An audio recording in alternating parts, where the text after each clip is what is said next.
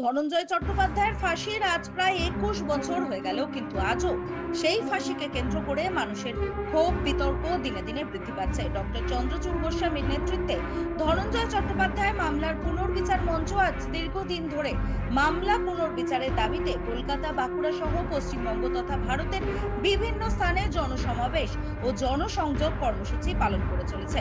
ইতিমধ্যেই তারা মামলাটি পুনর্বিচারের আবেদনপত্র ভারতের রাষ্ট্রপতি দ্রৌপদী মুর্মু, প্রধানমন্ত্রী নরেন্দ্র মোদী, বাংলার মুখ্যমন্ত্রী মমতা বন্দ্যোপাধ্যায়, আইনমন্ত্রী মলয় ঘটক সহ একাধিক বিশিষ্ট ব্যক্তির হাতে তুলে দিয়েছেন। ফাঁসুড়ে নাটা মল্লিকের পরিবারও এই মঞ্চে যোগদান করে দাবি তুলেছেন ধনঞ্জয়ের মামলাটির পুনর্বিচারের দরকার। আগামী 14ই আগস্ট কনভেনর ডক্টর চন্দ্রচূড় গোস্বামীর নেতৃত্বে বাঁকুড়ার ছাতনায় আদি বাসুলী মায়ের মন্দিরে ধনঞ্জয় চট্টোপাধ্যায় ও হেতেল পারেখের আত্মার শান্তি কামনায় একটি বিশেষ পুজো এবং যজ্ঞের আয়োজন করতে চলেছেন ধনঞ্জয় চট্টোপাধ্যায় মামলা পুনর্বিচার মঞ্চ। তারপর ছাতনার কামারকুলি মোড়ে একটি ঐতিহাসিক পথসভার আয়োজন করতে চলেছেন মঞ্চের সদস্যরা। তার আগে 13ই আগস্ট মঞ্চের প্রতিনিধিরা বাঁকুড়া ডিস্ট্রিক্ট ম্যাজিস্ট্রেট, ছাতনা থানার অফিসার ইনচার্জ সহ একাধিক সরকারি আধিকারিকদের সাথে সৌজন্য সাক্ষাৎ করছেন বলেই জানা গিয়েছে। এরপর বাঁকুড়া ও ছাতনার বিভিন্ন স্থানে রয়েছে সারাদিন ব্যাপী ব্যানার, পোস্টার, লিফলেট বিতরণের মাধ্যমে জনসংযোগ কর্মসূচি।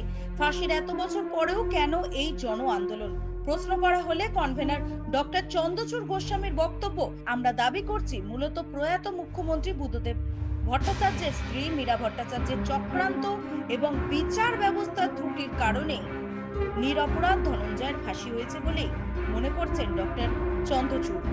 কোন রকম প্রত্যক্ষ প্রমাণ ছাড়া মূলত আসল অপরাধীকে আড়াল করার জন্যই বলির পাঠা করা হয়েছিল ধনঞ্জয়কে। একজন ধর্ষকের বিচারের বদলে বিচার ব্যবস্থা ধর্ষণ করা হয়েছে সে সময়।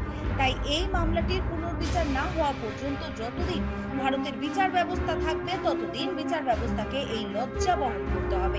আগামী দিনে কলকাতার কোর্ট চত্বরে এবং বাঁকুড়ার কুলডিহি গ্রামে ধনঞ্জয়ের আবক্ষ মূর্তি স্থাপন করার পাশাপাশি ধনঞ্জয়ের ডাক নাম অনুসারে তার গ্রামের নাম আমরা ধনাডিহি করতে চাই। আইনি প্রক্রিয়া এবং জনতার আদালতে আমরা ধনঞ্জয় চট্টোপাধ্যায় ও হেতাল পারেখকে জাস্টিস দিতে চাই। আমাদের এই লড়াই ততদিন চলবে যতদিন না আমরা একটি ত্রুটিহীন বিচার ব্যবস্থা এবং অপরাধ মুক্ত সমাজ ব্যবস্থা স্থাপন করতে পারছি।